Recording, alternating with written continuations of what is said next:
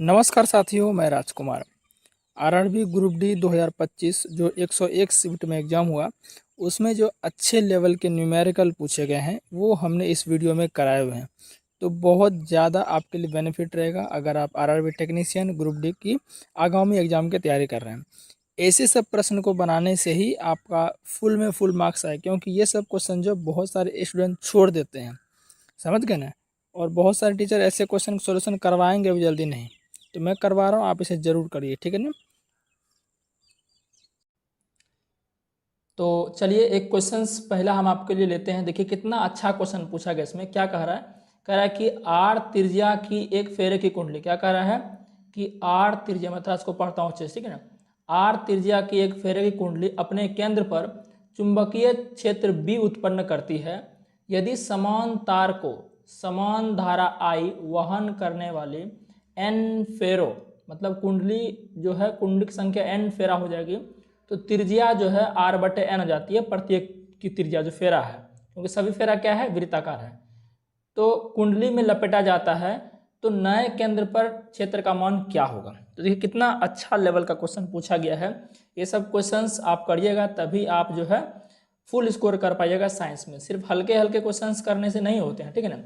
तो सबसे पहले तो आपको ध्यान रखना, मैं कोई ये अगर मैं इसको थोड़ा सा साइड कर देता हूँ, ये मैं ले लेता हूँ वृत्तधर, ये मैं क्या, एक सिंगल फेरा, ये क्या आपका है, ये सिंगल फेरा है, इसके बीच में आपका ये होगा, ठीक है ना, ये क्या आपका ये सिंगल फेरा है, ठीक है ना।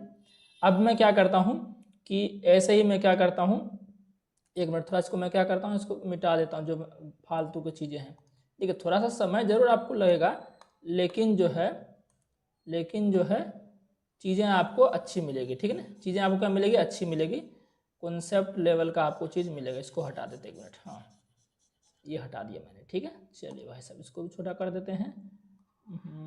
चलिए थोड़ा छोटा मोटा सिस्टम डेवलप किया, उसी से आपको हम करा रहे हैं। तो अब इसमें क्या है कि इसमें हम क्या कर रहे हैं, बहुत सारे क्या कर रहे हैं, ये बहुत सारा हमने क्या किया, इसी के ऊपर जो है बहुत सारा एन फेरो का कुंडली इसमें हमने कर दिया। तो आपको ये बात पहले ध्यान रखना है कि यहाँ देखिए, यहाँ क्या है कि यहाँ आपका एक ही फेरा, तो एक फेरा है, तो इसमें क्या होगी, देखो सिंपल सी बात है कि अगर नंबर ऑफ फेरा बढ़ा रहे हैं तो चुंबक क्षेत्र का मान भी बढ़ेगा। सिंपल ये बात ध्यान रखिए, अगर आप नंबर ऑफ फेर यानी कि फेरों की संख्या बढ़ेगी तो चुंबक क्षेत्र का मान क्या होगा, बढ़ेगा। यानी कि चुंबकीय क्षेत्र जो होता है वो क्या होता है, डायरेक्टली प्रोपोर्शनल होता है फेरों की संख्या के। फेरों की संख्या बढ़ेगी तो चुंबक क्षेत्र का मान बढ़ेगा, ये आपको ध्यान रखना है। अच्छा, अगर मैं बोल दूँ यहाँ पर, इसको पूरा हटा देते हैं, अगर मैं ये बोल दूँ आपको कि अगर इस केंद्र पर हमको चुंबकीय क्षेत्र निकालना है तो इसके लिए फॉर्मूला क्या होता है, ध्यान रखिएगा, बी आपका होता है, ये बहुत इंपॉर्टेंट, ध्यान रखिए, बी बराबर क्या होता है, ये होता है आपका म्यू नॉट होता है, आई आपका धारा हो गया, और ये जो कुंडली में बह रहा, और ये आपका क्या होता है नीचे दोहर होता है। ये फॉर्मूला ध्यान रखिएगा, डायरेक्ट कभी कभी न्यूमेरिकल में से आपका जो है सवाल आ जाता है, और इसी पर हम आधारित अभी ये चीज़ें को करेंगे, ठीक है ना। ये फॉर्मूला होता है, ये सिंगल फेरा के लिए हो गया, ठीक है ना। अब देखिए यहाँ क्या, ये तो इसके लिए हो गया, ये तो ये चीज़ें जो है मतलब ये जनरल फॉर्मूला हो गया। अगर एक फेरा का अगर हम निकालें यहाँ पर एक फेरा का, तो क्या हो जाएगा, निकालते हैं यहाँ पर, हम क्या करते हैं निकालते हैं, तो क्या हो जाएगा भाई, तो बी डैश निकालते हैं, क्या निकालते हैं, बी डैश निकालते हैं। बी डैश क्या हो जाएगा, तो ये हो जाएगा हमारा म्यू नॉट आई अपॉन क्या हो जाएगा 2, और आर का वैल्यू कितना दिया, ये क्या बोल रहा है, आर देखिए कह रहा है कि आर बटे एन है, तो इसके बदले क्या रख देंगे हम, आर बटा एन रख दिया। यहाँ तक कोई दिक्कत है, कोई दिक्कत नहीं है। अब इसको अगर हम इसको यहाँ पर थोड़ा सा और नीचे करते हैं, बी डैश बराबर, तो क्या हो जाएगा म्यू नॉट आई, और ये क्या एन ऊपर चला जाएगा ना, तो ये आपका एन ऊपर चला जाएगा, और बटे नीचे क्या होगा 2r हो गया। अब देखिए ये जो चीज़ें हुई है आपकी, थोड़ा सा इसको जो है अलग कलर से लेते हैं, ये जो चीज़ें हुई हैं आपकी, ये सिर्फ एक फेरा के लिए हुआ इसे। अब चूंकि एन फेरा है तो इसको हम क्या कर देंगे, जब फेरों की संख्या बढ़ेगी तो चुंबक क्षेत्र का मान बढ़ेगा ना, अभी जस्ट मैंने बोला, तो इसको इस पूरे को हम क्या करेंगे, एन से गुना कर देंगे, क्या कर देंगे, एन से गुना कर देंगे, क्योंकि एन फेरा है, तो एन फेरो के लिए कितना हो जाएगा चुंबक क्षेत्र, इसको आप मल्टीप्लाई कर दीजिए एन से, तो बताइए क्या हो जाएगा, तो एन फेरो के लिए चुंबक क्षेत्र आपको क्या हो जाएगा, इधर मैं शॉर्ट में लिखता हूँ, म्यू नॉट आई क्या हो जाएगा, एन गुना एन स्क्वायर हो जाएगा कि नहीं हो जाएगा, अब बटे क्या हो जाएगा मेरे भाई 2r तो है ही। तो अब जरा देखिए तो जनरल फॉर्मूला होता है बी बराबर क्या होता है, mu not I upon 2r। तो इसको अगर हम हटा दें, ये देखो पूरा कॉमन हो रहा है, तो यानी कि ये क्या हो रहा है, एन स्क्वायर गुना हो जाएगा, क्या हो जाएगा, एन स्क्वायर गुना हो जाएगा जो पहले वाला चुंबकीय क्षेत्र था। तो कह देंगे n स्क्वायर b हो जाएगा। कितना अच्छा सवाल था, मज़ेदार था ना, बिल्कुल मज़ा आया होगा सवाल करने में। ऐसे सवाल करने से आपका सिलेक्शन होगा, जो 25/25 का सपना है ऐसे सवाल करने से होगा। ठीक है, तो अब चलते हैं नेक्स्ट क्वेश्चन की ओर। इस क्वेश्चन को देखिए, क्वेश्चन नंबर आपका जो है 148 हमने लिया है। ये मस्त क्वेश्चन है। क्या कर रहा है कि द्रव्यमान m का एक ब्लॉक दो विपरीत बल F1 और F2 है, और F1 का मान जो है F2 से क्या है, बड़ा है, के अधीन है। यदि F1 के विपरीत कार्य करने वाला घर्षण बल क्या दिया है, F दिया है घर्षण बल, इस प्रकार है कि ब्लॉक का नेट त्वरण घर्षण शून्य होने की स्थिति में लगने वाला त्वरण का आधा है। ये कितना, मतलब कि कितने स्टूडेंट इस स्टेटमेंट देख को ही क्वेश्चन को छोड़ देंगे। अगर देखा जाए कि मात्र यहाँ पर 21.37 स्टूडेंट ने इसको राइट किया है। ठीक है ना, मतलब बहुत कम है रेशियो अटेम्प्ट करने का, क्योंकि क्वेश्चन में थोड़ा दम है। आइए इसको सॉल्व करते हैं। कह रहे द्रव्यमान m का एक ब्लॉक कोई है, दोनों तरफ से बल लग रहा है, ठीक, विपरीत दिशा में। कह रहे कि F1 के विपरीत कार्य करने वाला घर्षण बल Ff है। ठीक है, तो कह रहा है कि पूरा जो कह रहा है, तो Ff का संबंध का मतलब घर्षण बल का संबंध क्या है इन F1 से और F2 से संबंध का, ये पूछ रहे हैं। तो सबसे पहले हम निकाल लेते हैं मेरे भाई, क्या कि देखिए बात को समझिए। यहाँ अगर हम पहले लिख लेते हैं, पहला वाला आपका क्या है, पहला वाला आपका है F1 है और दूसरा आपका F2 है, और F1 क्या है, F2 से बड़ा है। यही ना कह रहा है, बिल्कुल कह रहा है, क्वेश्चन में साफ साफ में दिख रहा है। अब देखिए घर्षण बल क्या लगता है, आपको पता है कि विपरीत दिशा में लगता है कि नहीं लगता, और नेगेटिव होगा। तो अब देखिए कि नेट त्वरण जो है, जो नेट त्वरण आपका निकलेगा, नेट त्वरण, नेट जो त्वरण आपका एक्सीलरेशन, n मतलब नेट, n है, नेट त्वरण जो है वो घर्षण ना होने पर, जब घर्षण नहीं होगा, तो उस अगर घर्षण नहीं होगा तो उसमें नेट फोर्स की अगर मैं बात करूं तो क्या होगा, तो बोलेंगे सर F1 माइनस F2 होगा। जब घर्षण नहीं हो रहा है, घर्षण होगा तो भाई थोड़ा सा बल कम ना जाएगा, वो कम नहीं कहें। ये जो हम F1 माइनस F2 लिखे हैं, ये कब है, जब घर्षण हो ही नहीं रहा है बिल्कुल। और जब घर्षण हो जाएगा तब क्या होगा, तो हो जाएगा F1 माइनस F2 और माइनस घर्षण बल कितना दिया, Ff दिया, ये हो जाएगा नेट बल। ये कंडीशन क्या है, ये कंडीशन लगा के दिया है। ये कंडीशन जो आपका है जब घर्षण बिल्कुल जीरो है, मतलब हो ही नहीं रहा है, और ये है जब घर्षण हो रहा है। इतना पॉइंट समझे ना। अब इसको हम हटा देते हैं पूरा, ठीक है ना, हटा देते हैं, समझाने के लिए बताएं। अब जरा देखिए, हमको संबंध पूछ रहा है, Ff का संबंध क्या निकलेगा, तो हम पहले क्या निकालते हैं, नेट बल निकाल लेते हैं। तो नेट बल निकाल लेते हैं, तो नेट बल बताइए कितना आ जाएगा, नेट बल तो हो जाएगा F1 माइनस F2। इतना क्लियर है, जब घर्षण आपको क्या है, नहीं लग रहा है। अब यहीं पर हम क्या निकाल लेते हैं, नेट त्वरण निकाल लेते हैं। क्या निकाल लेते हैं, एक मिनट, निकाल लेते हैं, नेट त्वरण निकाल लेते हैं। नेट त्वरण मतलब त्वरण को हम ए से, नेट त्वरण, तो त्वरण का सूत्र क्या होता है आपको पता है ना, F बराबर क्या होता है, m गुना a होता है। तो a बराबर क्या हो जाएगा, F बट m हो जाएगा ना, यही ना हो जाएगा भाई। तो यहाँ पर क्या हो जाएगा, a बराबर, तो हो जाएगा आपका F1 घटा m2 बटा m, ये हो जाएगा आपका नेट त्वरण जब घर्षण जीरो है। समझ गए ना बात को।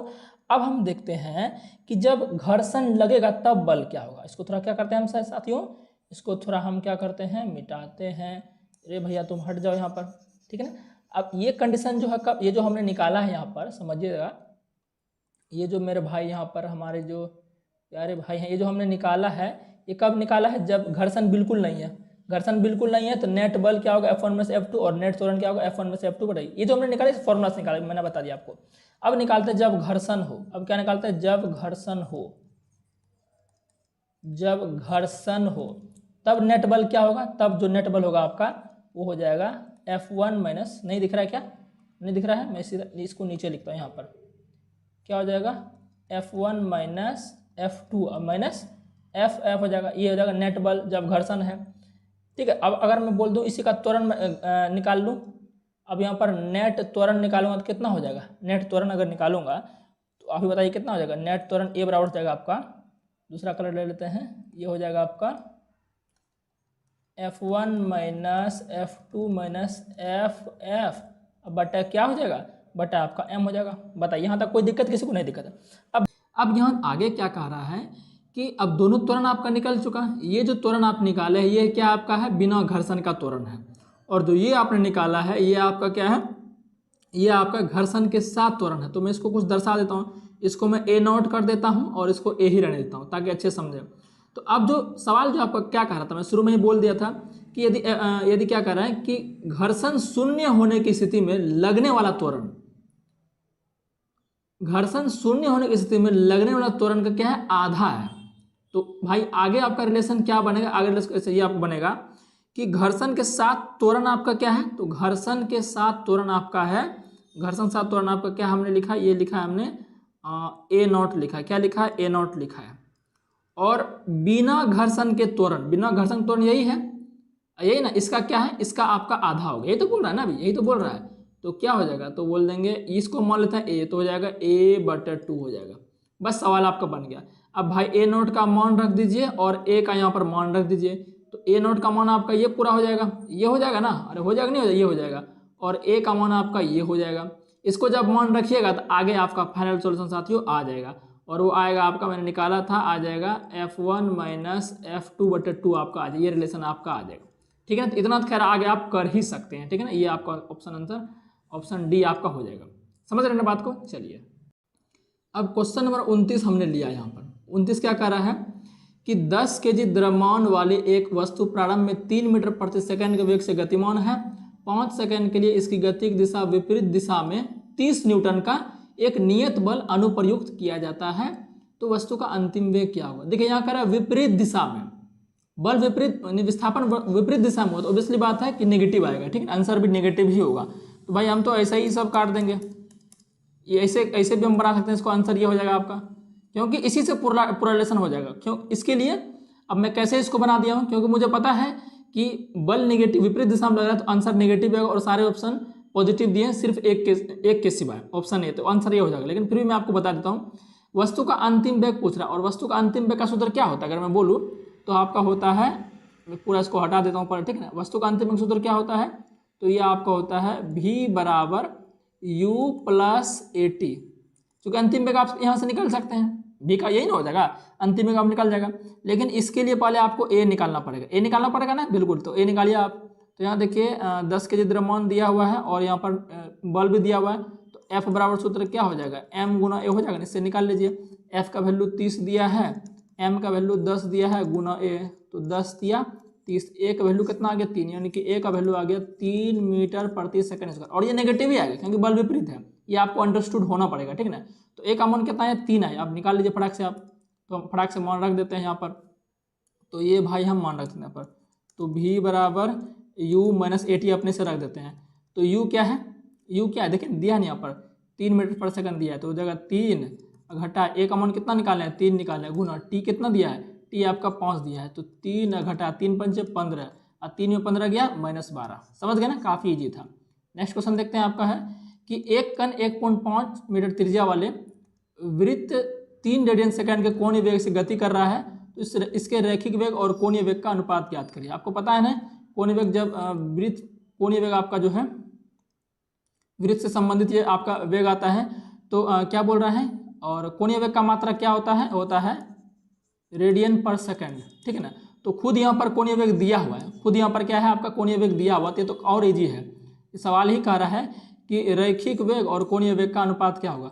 तो कोणीय वेग को तो दिया ही हुआ है, तो रैखिक वेग का सूत्र क्या हो जाएगा, v बराबर आपका होता है, एक मिनट, v बराबर आपका होता है रेडियस गुना ओमेगा, ओमेगा आपका क्या है कोणीय वेग, और रेडियस भी सब चीज दिया हुआ है।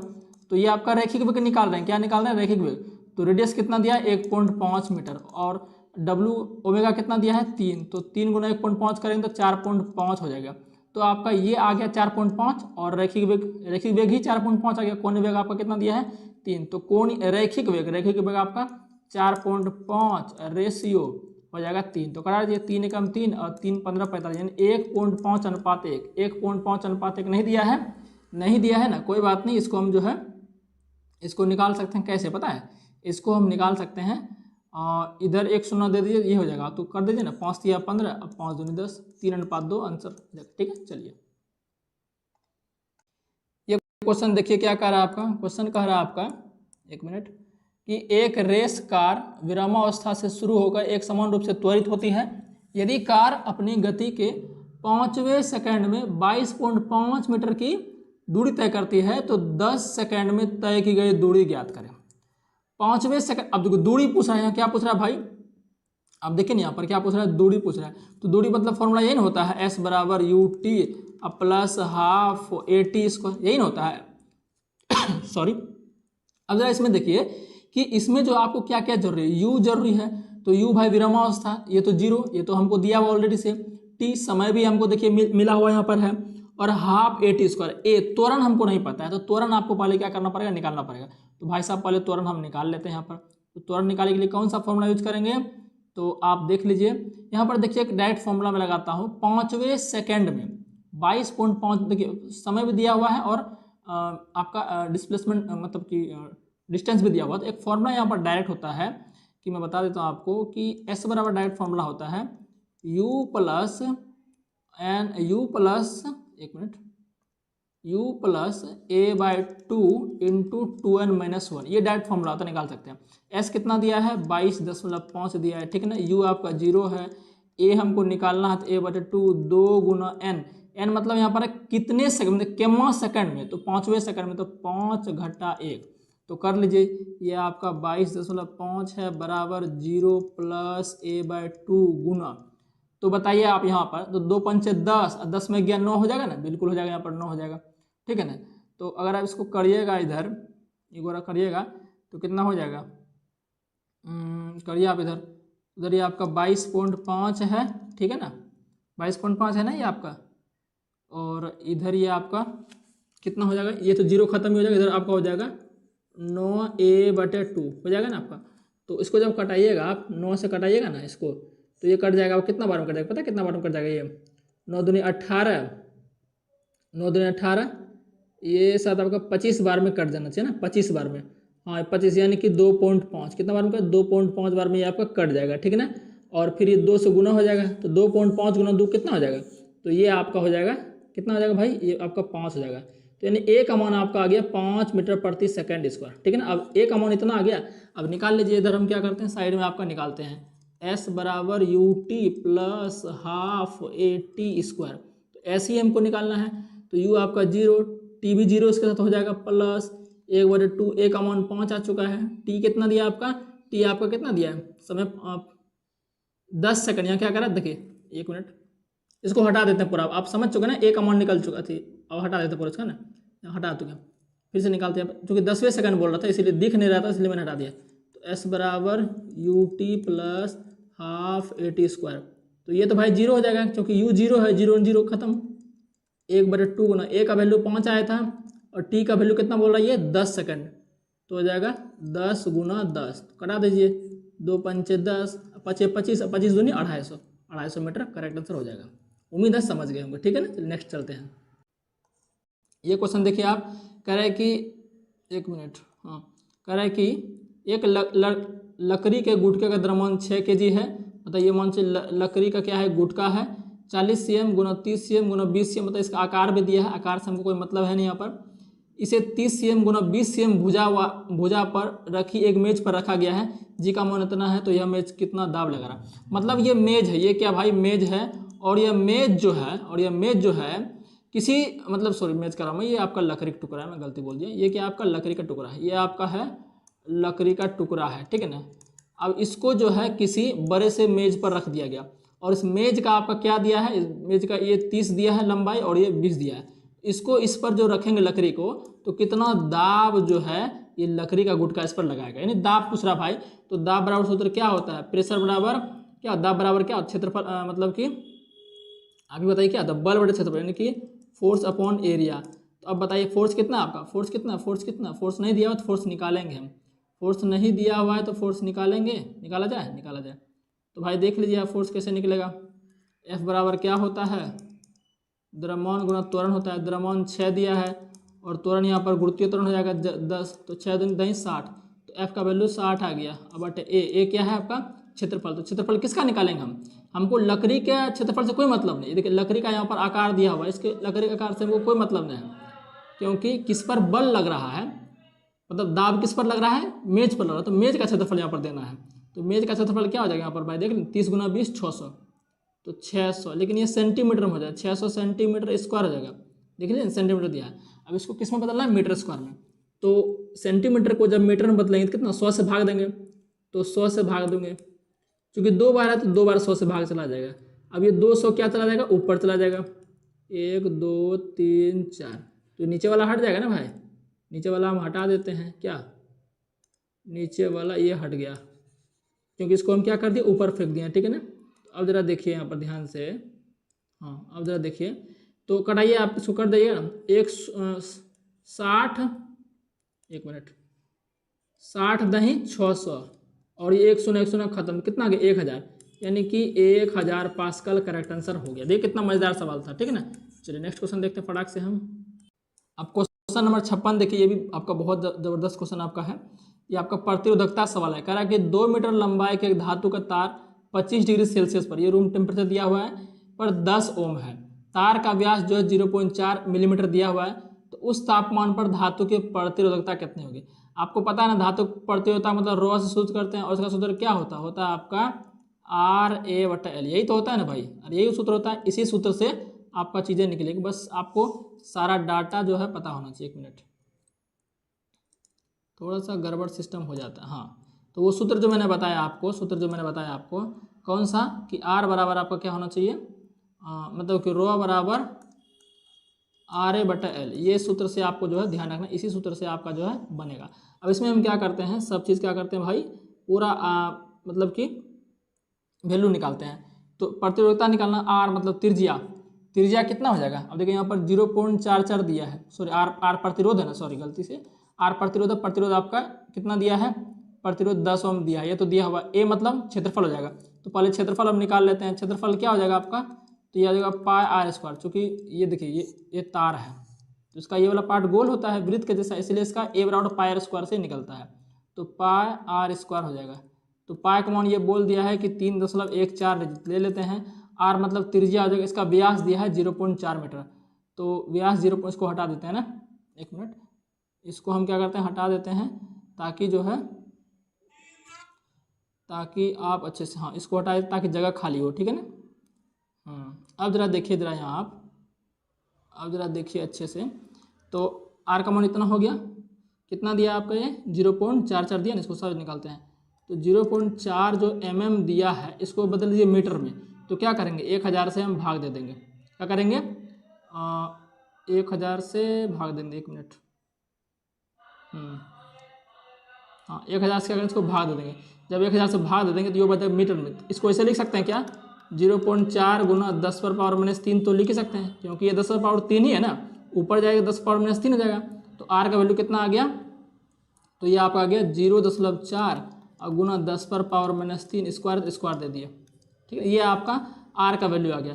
जब इसको आगे सॉल्व करोगे तो कुछ इस तरह से आपका ये निकल जाएगा, जब इसको आप आगे सॉल्व करिएगा तो ये निकल जाएगा आपका, मैंने सॉल्व किया हुआ है, जब पूरा इसको सॉल्व करोगे तो ये निकल जाएगा आपका, निकल जाएगा 1.256 गुना 10⁻⁷। ये तो आपको सॉल्व करना पड़ेगा, मैंने सॉल्व किया हुआ, कैलकुलेटिव थोड़ा है, ठीक है ना, कैलकुलेटिव, ये इतना आपका, यानी कि A का वैल्यू आपका इतना आ जाएगा, ठीक है ना। अब सब चीज़ रख देते हैं, सब चीज़ क्या करते हैं हम आप रख देते हैं, तो सब चीज़ रखने के लिए इधर थोड़ा सा हटा देते हैं, ठीक है ना। तो A का वैल्यू कितना आ गया आपको पता हो गया ना, A का वैल्यू आपका है आ चुका है। अब हम सब चीज़ इधर कर देते हैं, पूरा रखते हैं, ठीक है।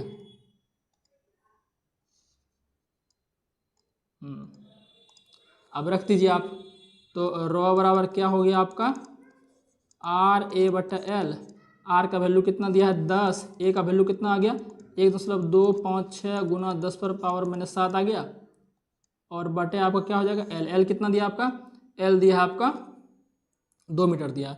और जब इसको पूरा सॉल्व करिएगा, इसको पूरा जब सॉल्व करिएगा तो आंसर आपका आ जाएगा कितना पता है, ये आ जाएगा लगभग 6.28 गुना 10⁻⁷ ओम मीटर है, क्योंकि प्रतिरोधकता है, तो 6.28 गुना 10⁻⁷ किस में है, तो ये देख लीजिए, चूँकि 6.28 जो है इसको हम 6.3 लिख सकते हैं, और 10⁻⁷, ऑप्शन नंबर डी आपका करेक्ट आंसर हो जाएगा। आप देख सकते हैं, ठीक है, डी आपका करेक्ट आंसर हो जाएगा, ठीक है ना। बहुत कम स्टूडेंट ने मात्र 14.89% इसको राइट किया है।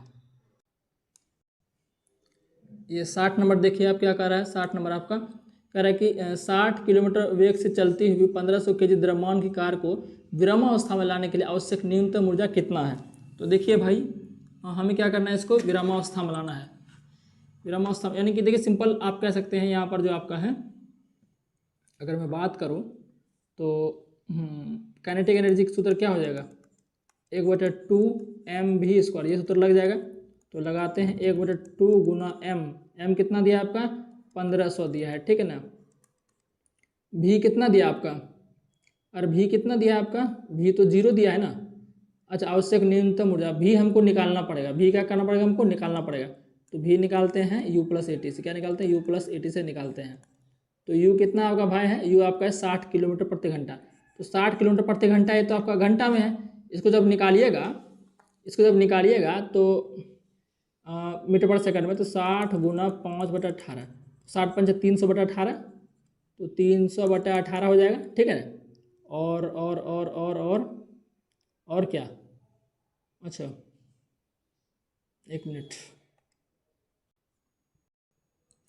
तो क्वेश्चन नंबर आपका जो है 60 देखते हैं। कह रहा है कि 60 किलोमीटर के वेग से चलती हुई 1500 kg द्रव्यमान की कार को विरामावस्था में लाने के लिए आवश्यक न्यूनतम ऊर्जा क्या होगा। तो भाई सिंपल सा आप फॉर्मूला लगा सकते हैं, के ई बराबर 1/2 mv² लगा सकते हैं ना। तो 1/2 m का वैल्यू कितना हो जाएगा आपका 1500 गुना v मतलब वेग कितना हो जाएगा। देखिए यहाँ पर 60 किलोमीटर प्रति घंटा में दिया, तो इसको आप क्या कर लीजिए, इसको आप मीटर पर सेकंड में बदलेंगे तो कितना हो जाएगा 60 पंचे 300, 300/18, और जब इसको भाग दीजिएगा तो ये लगभग आपका 16.67 के करीब आपका ये आएगा। तो 16.67 गुना 16.67 हो जाएगा, और इसको 2 से काट दीजिए तो ये कितना बार में जाएगा, ये 2 से काटेंगे कितना बार में जाएगा, ये जाएगा आपका 750 बार में, और 750 गुना इतना करिएगा तो आपका आंसर जो है कुछ इस तरह से आपका आ जाएगा, कितना पता है, आ जाएगा आपका, मैंने चूँकि किया हुआ है इसलिए 208500 आंसर आपका आ जाएगा, ठीक है, इतना जूल आ जाएगा। अब इसी को अगर आप जो है यहाँ कन्वर्ट करिएगा तो इतना हो जाएगा आपका, ठीक है। चलिए 89 नंबर देखिए क्या कह रहा है कि चंद्रमा के पृष्ठ पर किसी पिंड का भार 60 kg है और पृथ्वी के पृष्ठ पर पिंड का द्रव्यमान और भार कितना होगा। तो भाई चंद्रमा पर अगर 60 है, आपको पता है ना, तो क्या होता क्या है। तो अगर हम चंद्रमा मतलब बात करें तो 60 है, तो नीचे चूँकि आपको पता है कि पृथ्वी पर जो भार है, पृथ्वी पर भार का 1/6 आपका क्या होता है, वो चंद्रमा पर होता है। चंद्रमा पर कितना दिया है 60 दिया, तो 60 6 का 360, यानी कि 360 आपका क्या हो जाएगा पृथ्वी पर हो जाएगा, भार भी हो जाएगा और द्रव्यमान भी हो जाएगा। तो ऑप्शन नंबर डी, भार द्रव्यमान दोनों 360 ही हो जाएगा, ठीक ना। चलिए नेक्स्ट क्वेश्चन देखिए आपको क्या कह रहा है कि किसी निकाय की गुरुत्वीय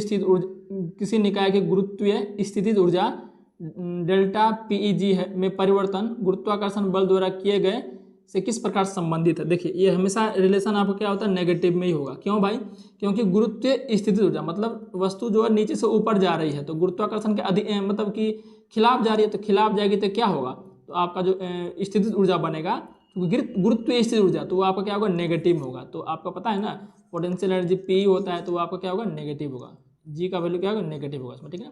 हाँ पॉजिटिव कब हो सकता है, ये आंसर ये ऑप्शन नंबर सी कब हो सकता है, जब कोई एक्सटर्नल फोर्स लगा के ऊपर फेंके ना, उस समय में जो आपका है पॉजिटिव हो सकता है।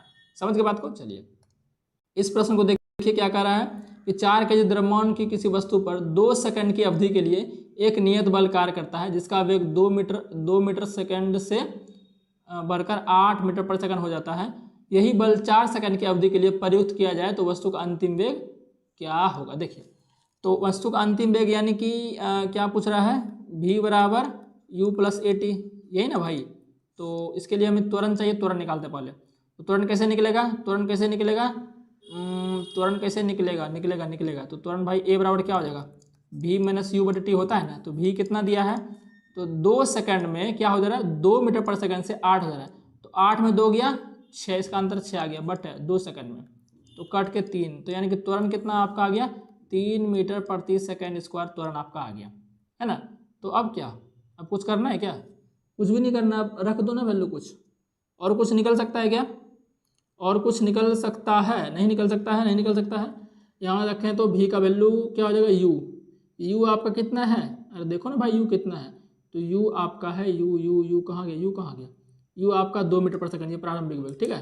अब प्लस a कितना आ गया 3 आ गया, t कितना भाई t अब 4 सेकंड बोल रहा है, तो 4, तो 3 चौक 12 2 14 मीटर पर सेकंड आंसर, ठीक है। कितना मजेदार क्वेश्चन था ये। सवाल देखिए आपका साउंड से न्यूमेरिकल है। कह रहा है कि एक ध्वनि तरंग की आवृत्ति 4 kHz है तो मैं इसको क्या ऐसे बदल सकता हूँ क्या, 4000 नहीं हो जाएगा ये हर्ट्ज में, बिल्कुल हो जाएगा, क्योंकि 1000 से गुना करेंगे हर्ट्ज में बदलने के लिए। और तरंग दैर्घ्य 15 सेंटीमीटर है, तो 15 सेंटीमीटर में तो मीटर में इसको बदलने के लिए क्या करेंगे, 100 से भाग करेंगे तो ये क्या कितना हो जाएगा, 0.15 नहीं हो जाएगा, बिल्कुल हो जाएगा सर, ठीक है ना। तो अब 1.8 किलोमीटर की दूरी तय करने में कितना समय लगेगा।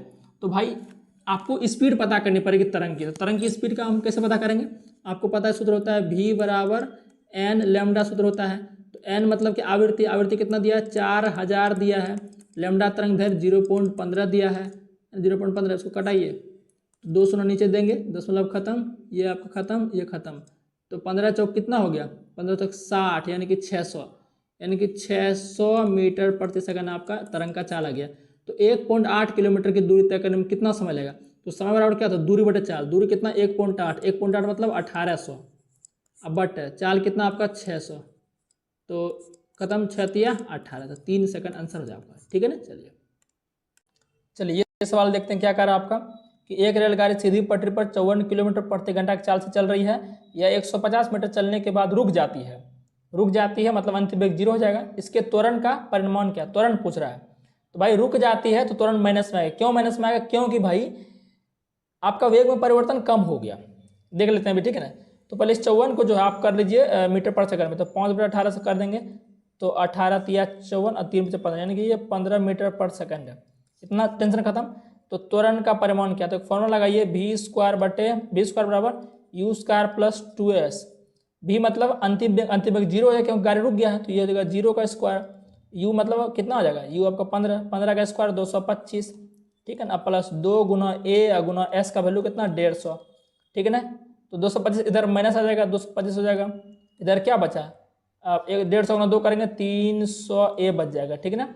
तो माइनस 225 बटे जब 300 भाग दीजिएगा ना, तो इधर बचेगा सिर्फ a, तो a का वैल्यू पता है कितना, a का वैल्यू कट छाट का आ जाएगा 0.75 मीटर पर सेकंड स्क्वायर, क्योंकि ये माइनस में आएगा, यहाँ माइनस में दिया नहीं है, लेकिन आपको ये अंडरस्टूड रहना है कि यहाँ पर रिटार्डेशन हुआ, मंदन हो गया, त्वरण मतलब त्वरण में ऋणात्मक हुआ तो मंदन कहलाता है, तो 0.75 का करेक्ट आंसर हो जाएगा, ठीक है ना।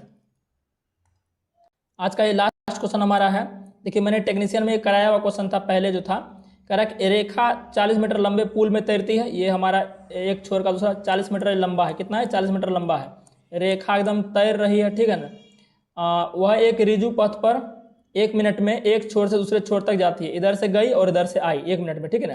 तो टोटल कितना दूरी तय हो गया, 80 मीटर दूरी तय हो गया, एक बार गया एक बार आया तो 80 मीटर दूरी तय नहीं हो गया, लेकिन विस्थापन 0 हो गया, क्योंकि विस्थापन का मतलब ही होता है कि इनके बीच की न्यूनतम दूरी क्या है। तो भाई एक बार अगर गया है तो 40 मीटर न्यूनतम दूरी हो गया, लेकिन वापस यहाँ से यहाँ आ गया तब तो 40 में 40 गया 0, तो विस्थापन जब 0 हो गया तो औसत वेग भी 0 हो गया, काम खत्म, ठीक है ना। चलिए तो आज का ये लास्ट सवाल था, और बाकी हो सके इसका नेक्स्ट पार्ट भी लाएंगे, कैसा लगा सेशन आप जरूर हमें बताइएगा, और चैनल को सब्सक्राइब किए बिना मत जाना, मिलते हैं नेक्स्ट पार्ट में।